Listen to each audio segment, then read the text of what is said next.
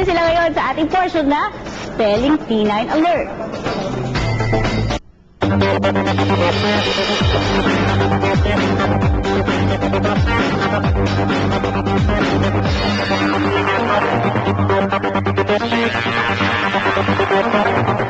Thank you, Attorney Mark and Jen. That was very informative. Yeah. Pero, Thank you, Dr. Cabral, as well. Tama? Alright, sumingit ka na.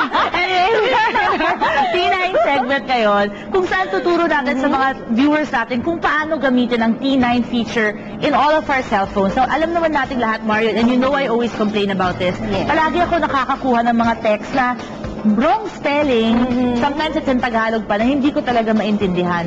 Can you relate?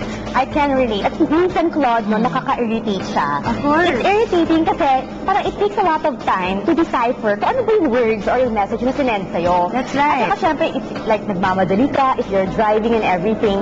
Kumbaga, alam mo, you have to think thoroughly kung ano ba yung sinend Ano bang sa'yo. sinasabi So, nila? medyo nakakairita. But, At the same time, Claude, eto ha, I just have to admit, eto, experience ko lang din, ako rin. Before kasi, syempre, medyo tinatamad ka rin or nagmamadali or gusto mo one-pager na i-send mo na message. Right. Girl, ano ba nangyari sa akin? Medyo nag-deteriorate ang aking vocabulary.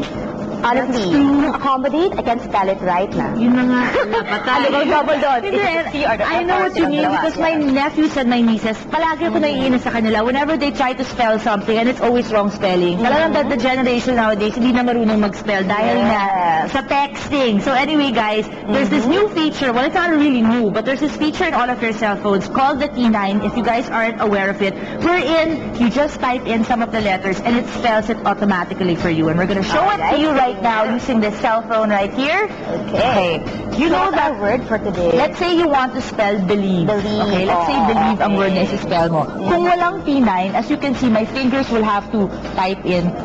Ang dami kong pinipindot, just to get that word across. So I think I've already pressed this at least 20 times just to put the word believe in. But with the T9 feature, let's erase that. Alam naman natin lahat, to get the T9 feature, what you have to do is press this twice. There you go. And then, to type believe, all I have to do is press it 1, 2, 3, 4, 5, 6, 7 times. And you have So, believe 7 times type on your phone. As opposed to, nakailang pindot ako dun sa isa. Ay, kumbaga, pag iniisip ko na nakakatipid ako sa oras, hindi pala. Kumbaga, it's the opposite. It's the opposite. Kumbaga, mas shortcut nga pala yung ginagawa natin. Exactly. At nakakaya naman, Claude, kung nag-text ka ng believe, at baliktad yung INE mo, di ba? Oo, nakakaya lalo pag-crush niyo pang connection. That's right. So, sa lahat ng mommies na nanonood ngayon, if your kids aren't aware of the T9 feature, teach them this because spelling is very, very important in the workforce. When they grow up, kailangan talaga marunong sila mag-spell. Correct. And syempre, try to catch us every Mondays, Wednesdays, and Fridays for our tips here at T9. That's right. That was our texting feature for the day. Our texting advice for all of you. Ngayon naman, let's watch this.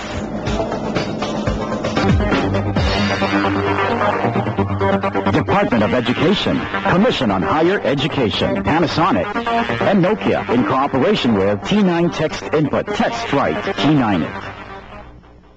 All right, Claude, we'll be back with more when one morning reads her. Stay right there. Don't go away.